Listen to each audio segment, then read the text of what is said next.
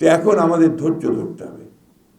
এখন আমরা কোনো প্রতিশোধ নেব না, এখন প্রতিহিংসা নয়, এখন প্রেম ভালোবাসা দিয়ে আমাদেরকে সামনে এগিয়ে যেতে হবে। কিন্তু বিভক্তির রাজনীতি যেন আমরা না করি। এখন যেটা প্রয়োজন, সবচেয়ে বেশি প্রয়োজন দেশকে বাঁচানোর জন্য, গণতন্ত্রকে ফিরে পাওয়ার জন্য ঐক্য। গণতন্ত্র প্রেমী মানুষদেরকে, স্বাধীনতাকামী মানুষদেরকে যে আপনারা ঐক্যবদ্ধ থাকবেন, বিভাজিত হবেন না।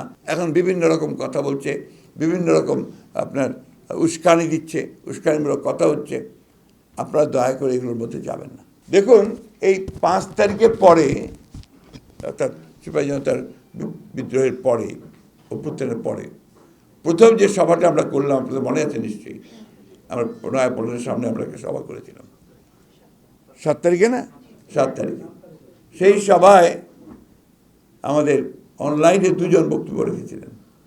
একজন হচ্ছে আমাদের চেয়ারপারসন দেশনেত্রী বেগম খালেদা জিয়া, একজন আমাদের ভারপ্রাপ্ত চেয়ারম্যান জনাব তারেক রহমান। দেশনেত্রী বেগম খালেদা জিয়া 4-5টা কথা বলেছিলেন।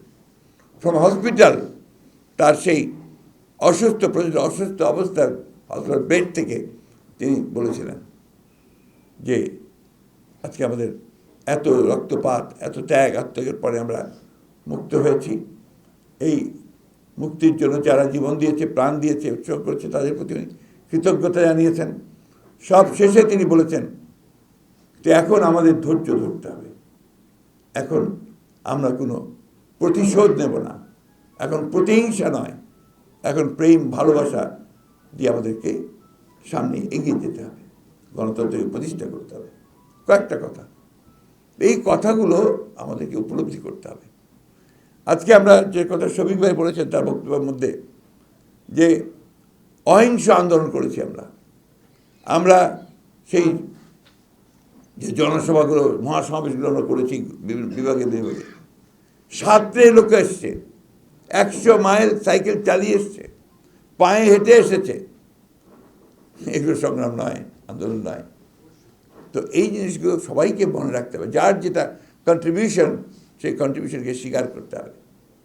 আমরা অবশ্যই শ্রদ্ধা জানাই, আমরা কৃতজ্ঞতা জানাই সেই সমস্ত তরুণ ছাত্রদেরকে যারা প্রাণ দিয়েছে, যারা আন্দোলন করেছে, সংগ্রাম করেছে।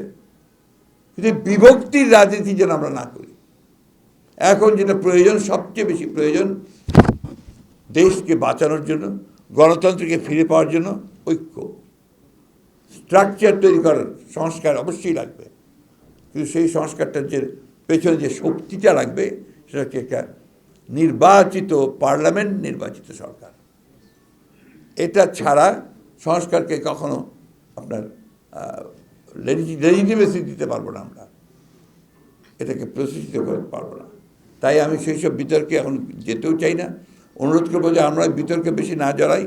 আমরা আহ্বান জানাবো দেশের সমস্ত গণতন্ত্র প্রেমী মানুষদেরকে, স্বাধীনতাকামী মানুষদেরকে যে আপনারা ঐক্যবদ্ধ থাকবেন, বিভাজিত হবেন না। আর আমি রাজনৈতিক নেতা কর্মী যারা যে যেখানে কাজ করছেন সবাইকে অনুরোধ করবো, বিভাজন সৃষ্টি করবেন না। আমি জানি না, কিছু মানুষ একেবারে যেন ডেসপারেট হয়ে গেছে যে তার দেশকে ভাগ করবে, আবার জনগণকে বিভক্ত করবে। এখন বিভিন্ন রকম কথা বলছে, বিভিন্ন রকম আপনার উস্কানি দিচ্ছে, উস্কানিমূলক কথা হচ্ছে। আপনারা দয়া করে এগুলোর মধ্যে যাবেন না। সব শেষে যারা অনলাইন যোদ্ধা, তাদেরকে আমি আবারও কৃতজ্ঞতা ধন্যবাদ জানাতে চাই, এবং এই অনুরোধ করতে চাই যে যারা সত্যিকার অর্থেই, যারা সত্যির সন্ধানে নেমেছেন, যারা জাতীয়তাবাদে বিশ্বাস করেন, যারা বাংলাদেশের গণতন্ত্রে বিশ্বাস করেন, যারা দেশনেত্রী বেগম খালেদা জিয়ার নেতৃত্ব এবং ভারপ্রাপ্ত চেয়ারম্যান তারেক রহমানের নেতৃত্বে বিশ্বাস করেন, তারা সবাই ঐক্যবদ্ধ হন, বিভক্ত হবেন না, এবং এই লড়াইটাকে কী করে আরও বাড়ানো যায় সেই কৌশলগুলো গ্রহণ করেন। আমরা আপনাদের সঙ্গে আছি, ইনশাআল্লাহ। আমরা অতীতে সফল হয়েছি, আমরা আবারও সফল হব। জীবিত ছিলেন, তার এখানে একটা আপনার মুখবন্ধের মধ্যেও তার আপনার বক্তব্যটা আছে। আরেকজন মানে অশীতিপর বৃদ্ধ বলা যাবে, এবং আজীবন যিনি সত্যের পথে লড়াই করেছেন, সংগ্রাম করেছেন, বিশেষ করে এই আমাদের জাতীয়তাবাদের রাজনীতিতে বিশ্বাস করে তিনি সংগ্রামটা তিনি করে গেছেন। আজকে তিনি আমাদের মাঝে নাই, তার প্রতি আমি আন্তরিক শ্রদ্ধা জানাচ্ছি। আমি সম্মান জানাতে চাই, শ্রদ্ধা জানাতে চাই আমাদের এই সমস্ত ভাইয়েদের, যারা লড়াইটা করেছে, যারা সংগ্রাম করেছে, নিপীড়িত হয়েছে, নির্যাতিত হয়েছে, গুম হয়েছে, এখন পর্যন্ত কিন্তু তাদের মনোবল এতটুকু ছোট হয়নি। পারিবারিকভাবে তারা অসহ্য কষ্টের মধ্যে পড়েছে, সেখানেও কিন্তু তারা মাথা নোয়ায়নি, মাথা উঁচু করে থেকেছে। এমন একটা সময় ছিল যখন দেশে থাকাই তাদের জন্য বিপদ হয়ে যাচ্ছিল, আমরা তখন পরামর্শ দিচ্ছিলাম দেশ ছেড়ে পালিয়ে যাও।